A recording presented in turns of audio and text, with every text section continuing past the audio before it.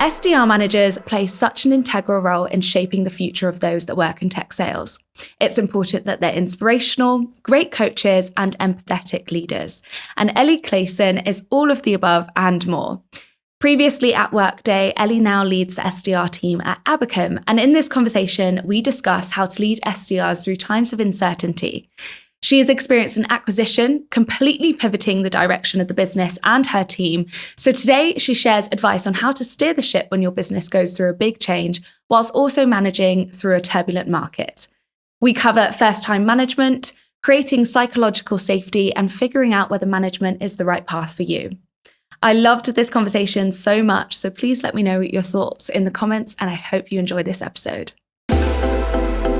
Hi guys, welcome to the next episode of Sales Unfiltered. Today I am joined by Ellie Clayson, SDR manager at Abacum. Thank you so much for joining us. Hi Izzy, thank you so much for having me. It's great to be here. And you are quite fresh into the role at Abacum, aren't you? How long have you been there? I am indeed. It has been 2.5 months, which feels like 2 years, like in a really good way. So much has happened, but joining a fast-paced business at the growth phase that we're at, you just have to go, get stuck in and take it by the horns. So yeah, it's been a great 2.5 months. Well, if it's anything to go by, Ollie Sharp, that was previously on this this YouTube podcast series in season 1, he is your manager and he says you're absolutely smashing it. So, but big shoes to fill with being the next interview from Abacum. I know. Thanks, Ollie.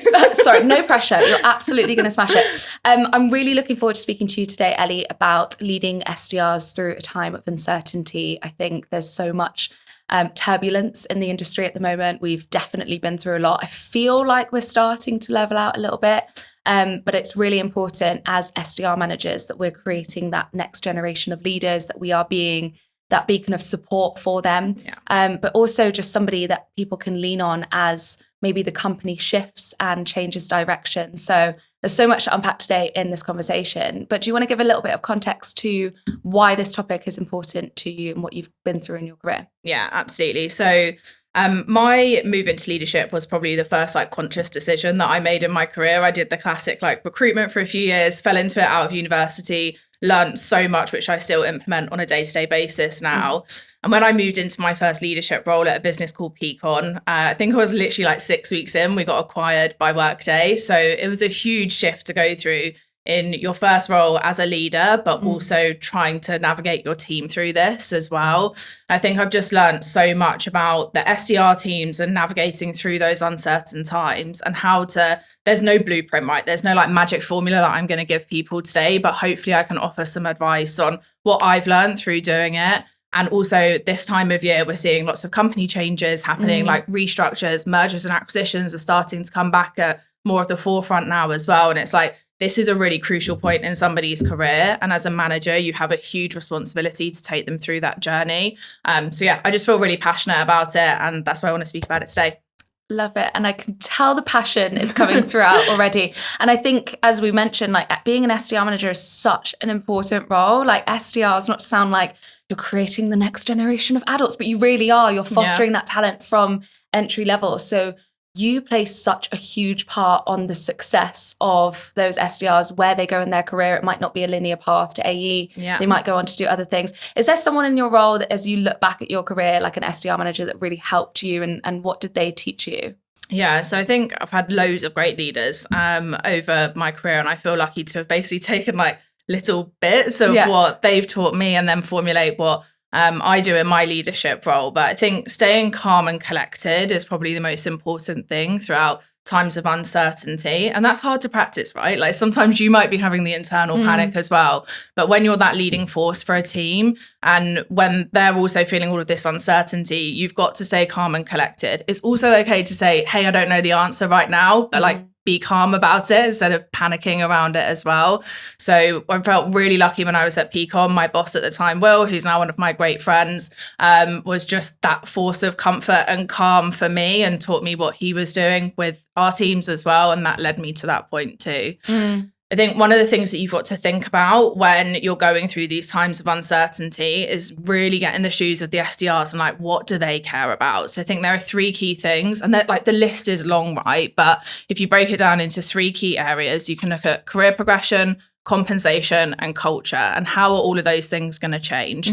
change is scary for SDRs because they're like, oh my goodness, this is my first or second job, right? They probably haven't gone through a change before.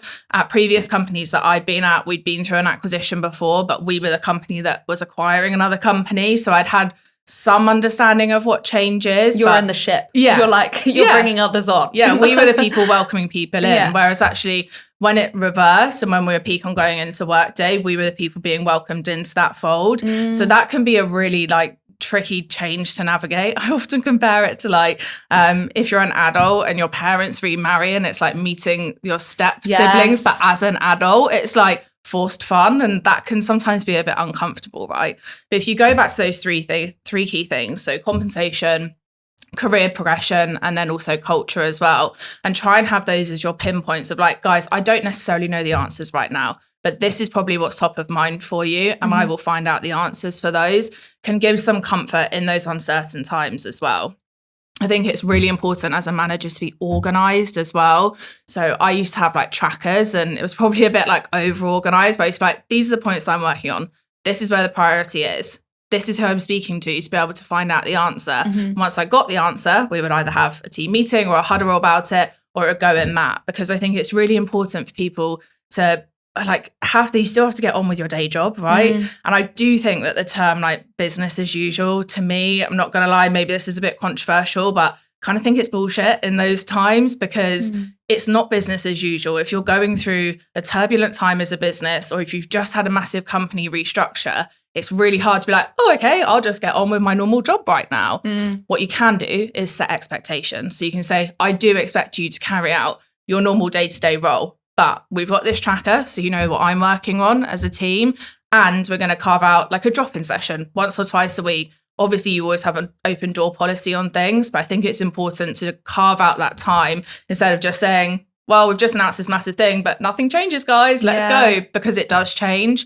So I think if you kind of try and incorporate those things in the very like initial phases of an announcement, a restructure, a change, whatever it might be that your business is going through, you've got a better chance of making that SDR team and sales teams as well feeling comforted that their leader is doing the right things, taking the right steps, and ultimately like has your back. That's what you want. You want someone that's got your back in these situations. You want to feel seen. And I think that point of saying it's not business as usual, it's just like adding that realism, because it's so easy for people to pull the wool over their eyes and go, it's going to be fine. Yeah. But actually, we're all aware. We can sniff that out. Like, it might not be. And that maybe is where, I don't know about you, but certainly when we've been at Wiser through times of COVID and what the recession and everything that we're going through, I feel so much closer to my team right now, because when you go through difficult, uncertain times, it actually brings you closer together. If you've got management that like really are quite open and transparent and communicate with the team,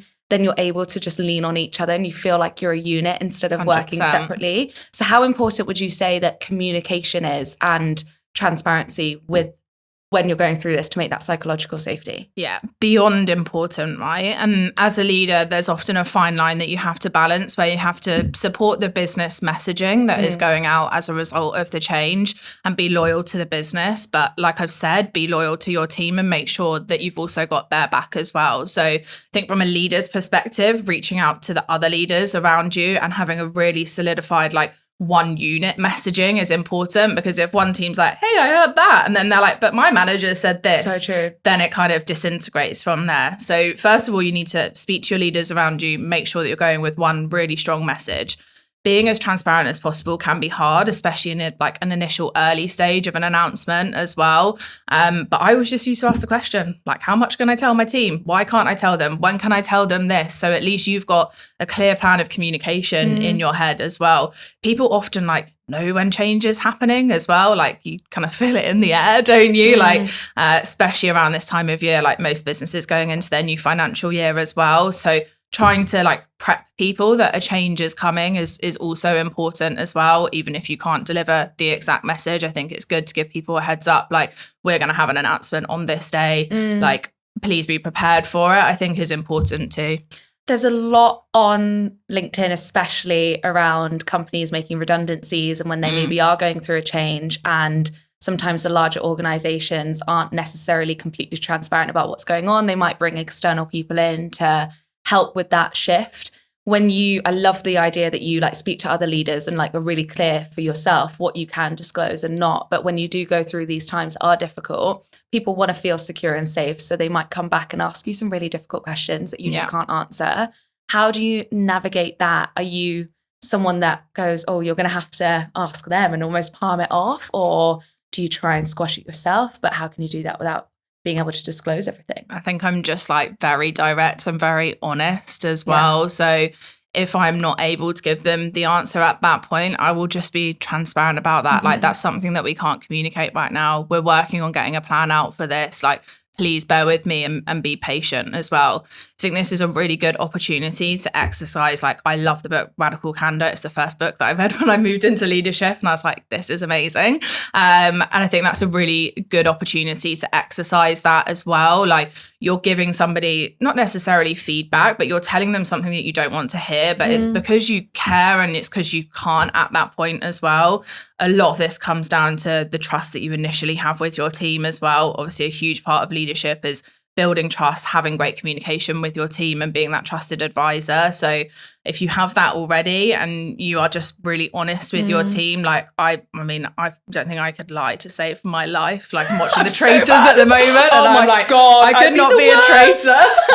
I would just giggle. I went to a comedy show last night and I was like, I'm going to create a new role for myself. I'm going to say that I'm a bricklayer or something. And as soon as he came to me, because I sat front row, of course I did, he went, what do you do? I was like, I work in marketing.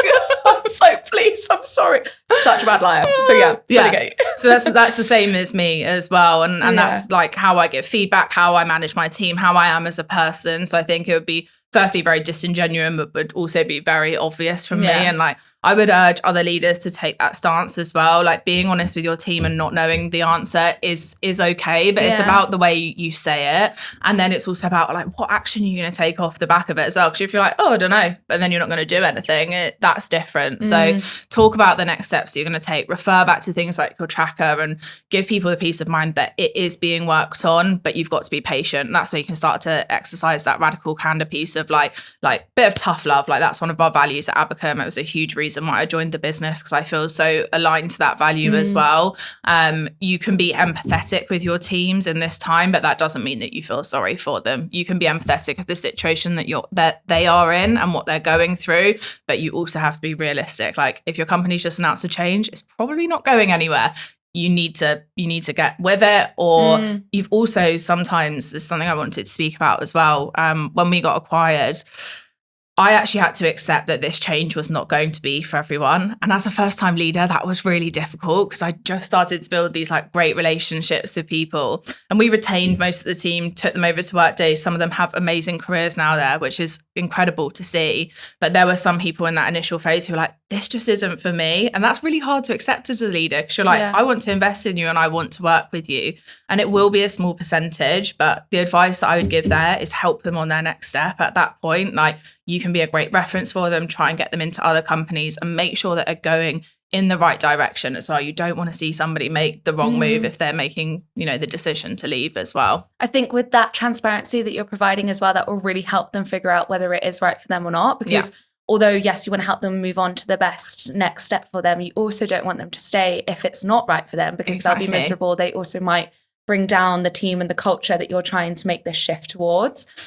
You've mentioned a couple of times that you've been through this experience as a first-time manager. You are still quite, I guess, new in your career in this next venture, but I'd love to understand from you, like, how do you keep that cool?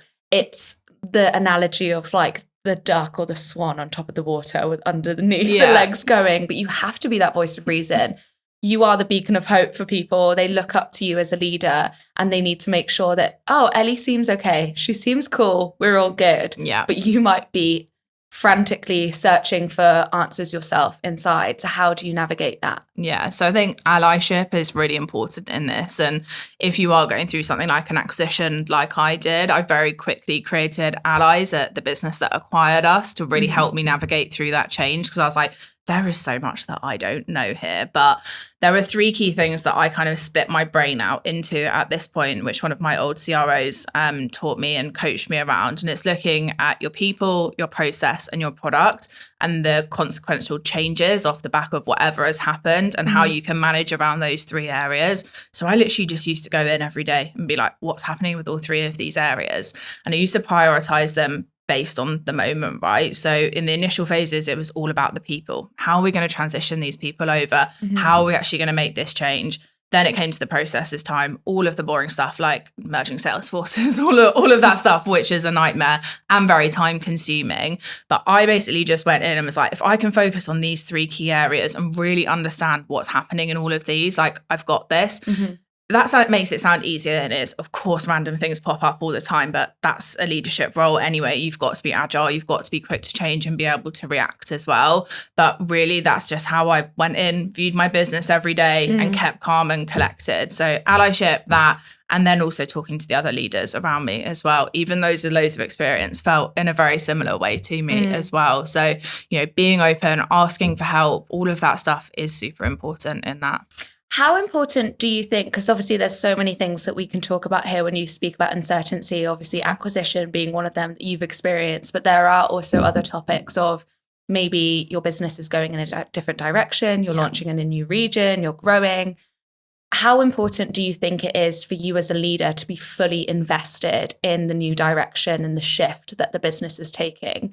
Because I can imagine from my perspective, you have to practice what you preach. You have to be that person to like kind of set that standard and that tone. And if you're not fully on board with it, like what are the things that you look out for, like for yourself and your own career from that management team to understand whether it is the right shift for you as well, not just your team? Yeah, that's a great question. And something that I think I've always continually assessed as well.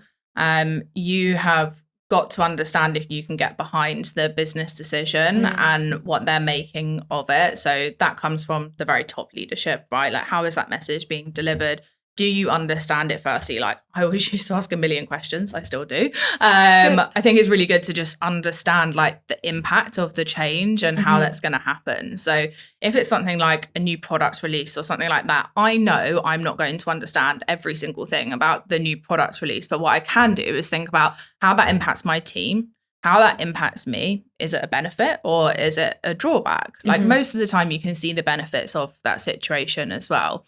I think one of the things that I've always tried to stay true to is like the culture of the business, but also the culture within my team as well. That's always been so important to me. And I feel really proud of like the diverse teams that I've built over the years, having a really strong culture within that team. And I can't wait to do it with my new team at Abacum as well. Like we're only just getting started, but I can't wait to have that same like level of culture and motivation that I've had previously.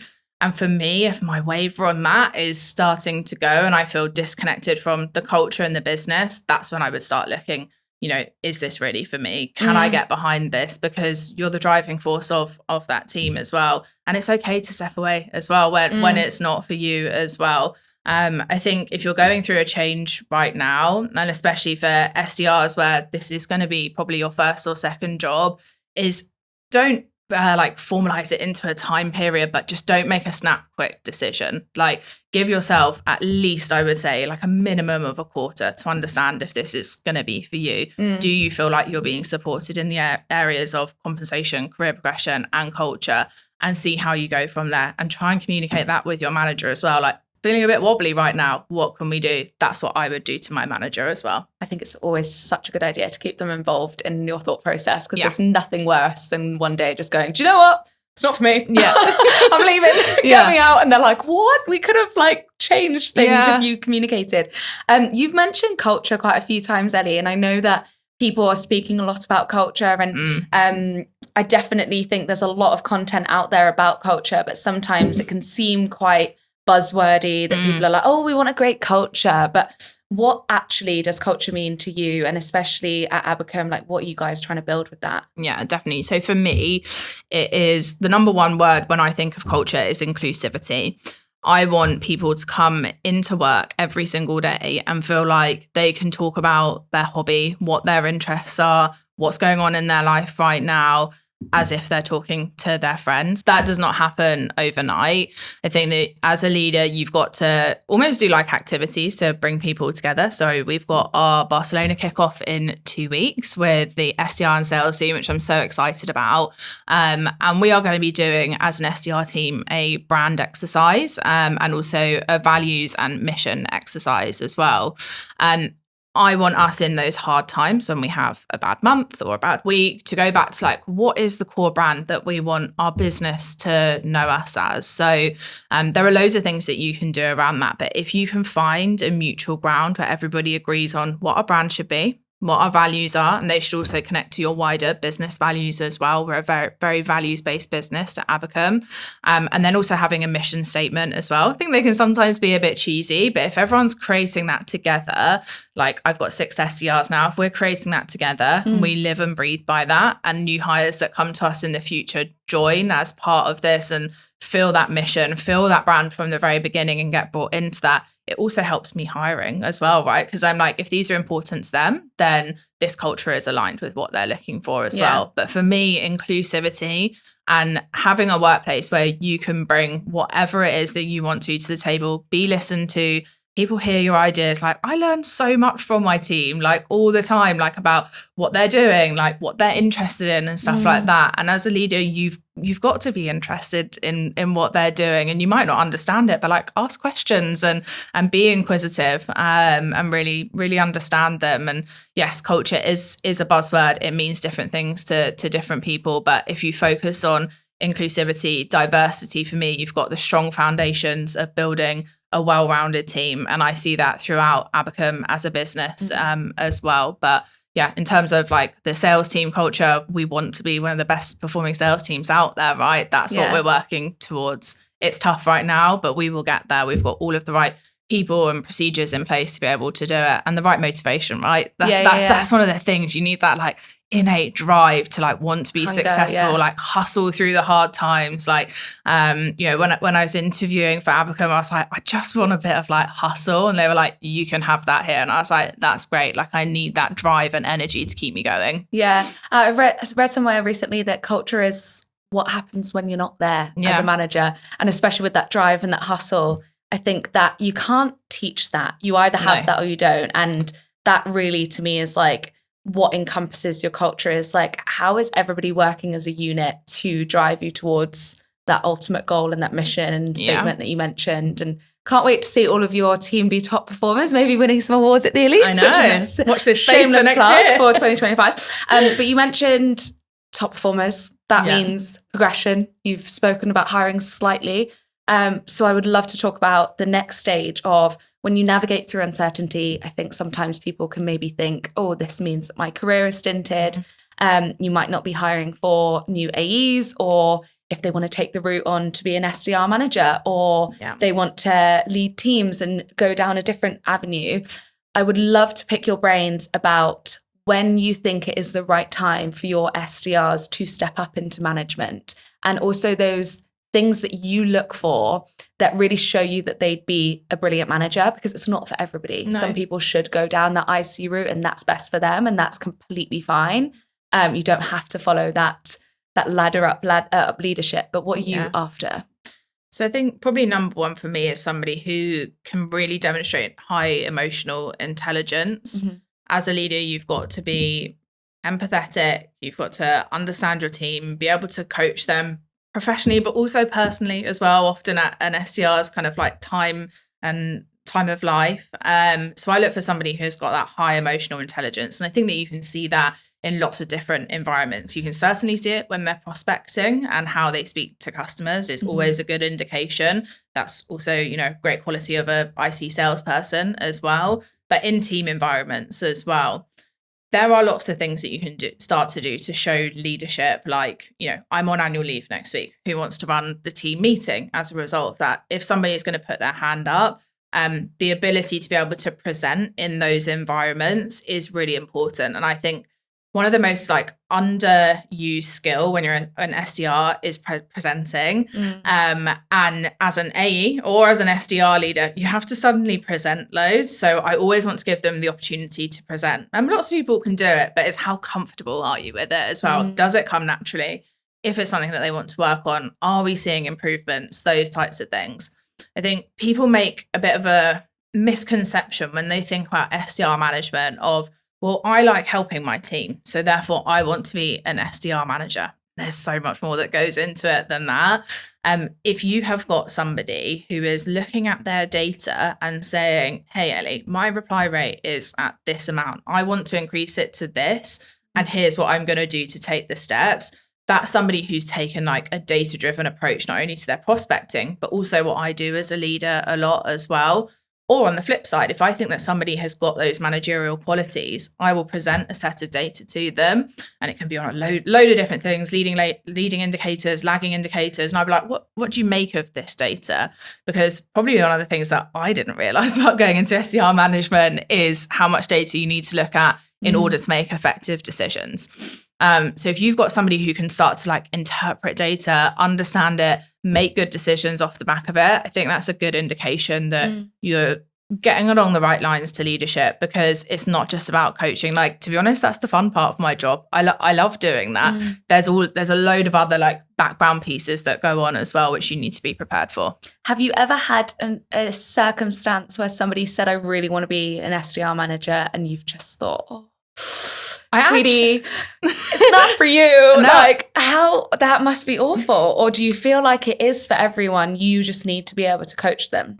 I definitely don't think it's for everyone. And I haven't been in that situation where I've thought that it hasn't been for somebody, but I have been in situations where I've said, well, tell me what you think my role is. And then what they think it is very different to what it actually is. So then when I've aligned and been like, okay, well, that's it on a surface level, there's all of this other stuff, they're like, maybe I don't want to do that. So I've definitely had it in situations before where I've had people who wanted to go into new business, like AE roles, and I've definitely seen more potential for them to be in like an account management role. So coaching around that.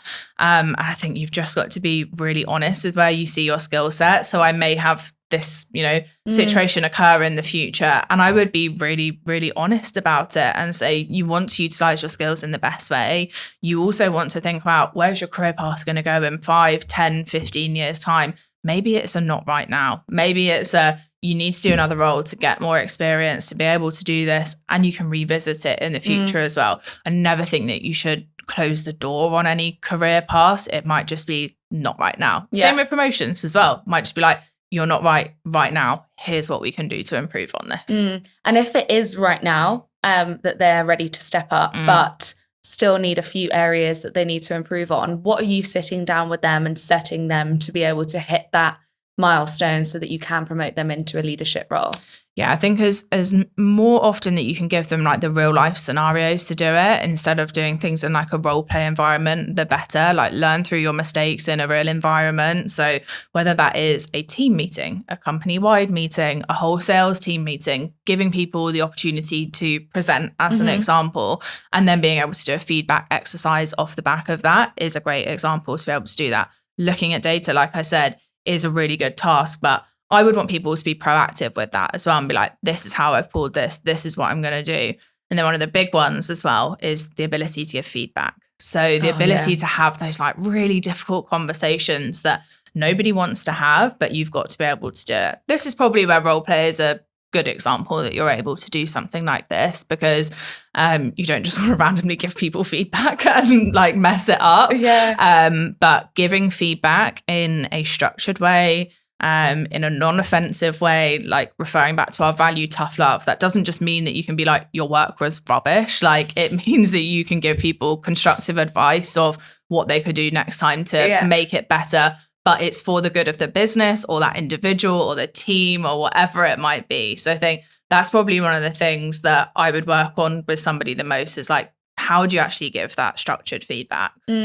What framework do you use? Do you use a specific way of doing it? Yes. So we use SBIN, so situation, behavior, impact, and next step. And I actually had training about this literally this morning from our chief people officer. So it's almost as if you were prepared. Thanks Megan for doing that this morning. Which is really useful. And actually I had always used situation, behavior, and impact in previous roles. And today I learned about next steps as well. It's probably something that I did maybe 50% of the time, but definitely something that I'll do consistently now is like, I've just given you the scenario. I've given you what you did in that, the impact that it had on you, the team, the business, or whatever it is. Here's how you can improve it the next time. This is the next step that we want to see.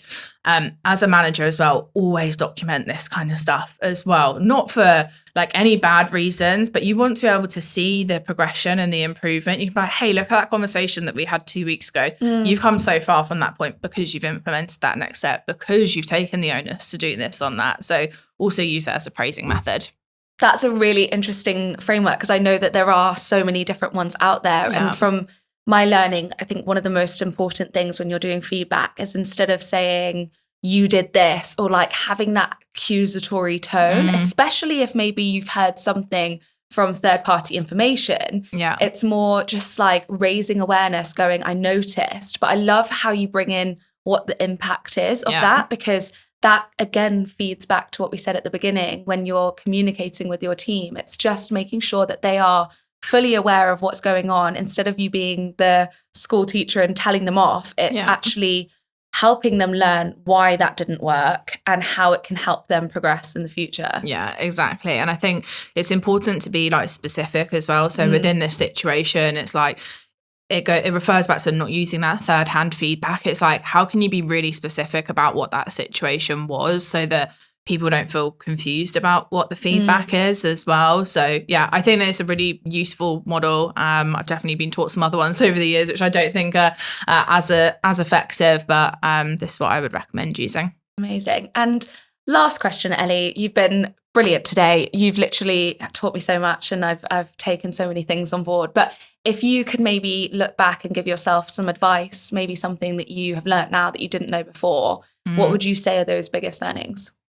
Yeah, so my biggest learnings would be probably, like, this is a bit of a weird one, but like, get to know your CRM or your Salesforce like really well. I think I definitely struggled with that from like being a manager and like figuring out all this data, and like use people around you like RevOps, operations teams, if you've got them, and be like, help me, I need this, and like reaching out to the wider team. I think sometimes as an SDR leader, but also an SDR, you can feel quite siloed in your organization. So making sure you network across the whole organization, have those relationships with people. So it's not just like, oh, I need something. Hi, nice to meet you, X. Can I have this? It's like, build those relationships so that if you do need something, or equally if they need something from you, you can do that. So I definitely recommend networking hard and early on in your career, for every single point of your career, but especially in leadership as well. And then my second thing as well is like, you will get imposter syndrome. It will happen, and don't be afraid of it. Try and embrace it. That's what I tell myself now. I still have imposter syndrome.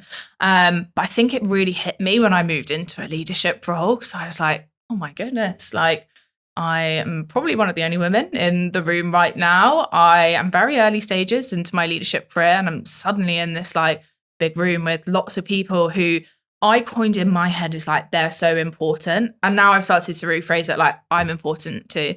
I've got something to bring to this meeting. I know why I'm here now. I still have to remind myself of that. But like, yeah, I wish I could tell myself 3 or 4 years ago and I moved into leadership, like, imposter syndrome's coming, Ellie. It's real, but figure out a way to get over it quicker, sooner rather than later, because you have a place in this room. I didn't want to do this, but yes, queen. I was like, go, girl. That's so true. Yeah. Oh, I love that. Thank you for sharing it. No worries. You do have a place and a voice. And gosh, I'm so passionate about, and we could do a whole other episode of this, but just reframing your internal talk, but also how you were seen externally. Don't use terminologies like, oh, thank you for having me on this podcast today. Like, you've earned your slot here. I want to learn from you. I think you've got brilliant things to share with our audience. And I think if you always talk about yourself on that back foot, you're putting yourself on the back foot. Actually, like, be really proud and realize that you are there for a reason. And I'm sure you've learned so many things throughout your career and faced so many challenges. But as we end every episode on Sales Unfiltered, I would love to know, what is one challenge that you faced throughout your life or your career that's really brought you to where you are today? Yeah, definitely. So the irony of me sharing this with you is me practicing doing this now. And I think one of the biggest challenges that I have had is being vulnerable. I have always been viewed as somebody who's like very capable, can do, like, let's go attitude. But the reality is that stuff happens in everybody's life and every single person has a story. And the point of me saying this is not to end this on a sad note, but coming up to 2 years ago, I lost somebody in a very shocking and complex circumstance. And I did the classic, take a few days off work, reappear and act like everything was okay. And I wasn't okay, but I thought that was the right thing to do. And I found it so incredibly hard to be vulnerable about it. And I still do now. And so this is good, me talking about it, because I need to exercise that vulnerability. As a leader, you go in and you almost expect your team to be vulnerable with you because you're like, well, I need to know what's going on in their life. I've got great trust with them and I need to know what's going on so that I can help them. And I've learned, if I don't give that back to people and if I don't exercise that in exactly the same way and say, hey, I'm going to show up today, but maybe 50% of me is at work today because of stuff that's going on, that's something that I'm still actively working on now. And I think that I would have seen a bigger benefit from being more vulnerable at the time. And it's a good learning, right, to have. And if anybody is going through something now, I would just encourage you to share it with your peers, your managers, your senior managers, so they truly understand and then they can effectively manage you, help you, coach you through it. What I've learned throughout life, but also in my career, is every single person has got a story. Nobody is as easy as I was born and my life has gone really well from here. Yeah. Every single person has a story. Don't be afraid to share it if it's something that you need help with. So yeah, that would be my leaving message of today is be vulnerable if you can. Thank you so much for sharing, and also never apologise for ending the episode on any sort of note. I think that was such a powerful moment and it just makes you human. People are able to connect with you. Full transparency, I lost my dad coming up to 5 years ago and it was just before I started at Wiser. And when I started here, I told everybody, I was I want my manager to know. I want everyone that I'm with to know because, oh my goodness, I had days where I'd be at lunch crying and they're why is her soup really upsetting her? What's going on? And you just need that support system. And likewise, I want people in my team to know that I'm human and I go through emotions. And if they ever go through anything that's, God forbid, if anybody goes through that, it's awful. And I'm so sorry to hear that you've been through it as well. But it's just, everybody has that story and we all can be there to support each other, as you said so beautifully. So thank you for sharing. I hope that people that are listening at home realize that it's okay to show up and you should be your full self at work and not hide that, because that's where it gets really difficult. Yeah, 100%. Thank you so much for Stacey. It's been an absolute pleasure. Oh, you've been a star. Thank you, Ellie, and your first one. I done. know. Well done. Thanks, guys, for listening. Hopefully you learnt some things today. If you'd like to connect with Ellie to learn more from her, then please do hit her up on LinkedIn. But you have been phenomenal, so thank you for coming in. Thank you, Izzy. Thanks so much for listening. Check out the channel for more episodes like this one, and we'll see you next week.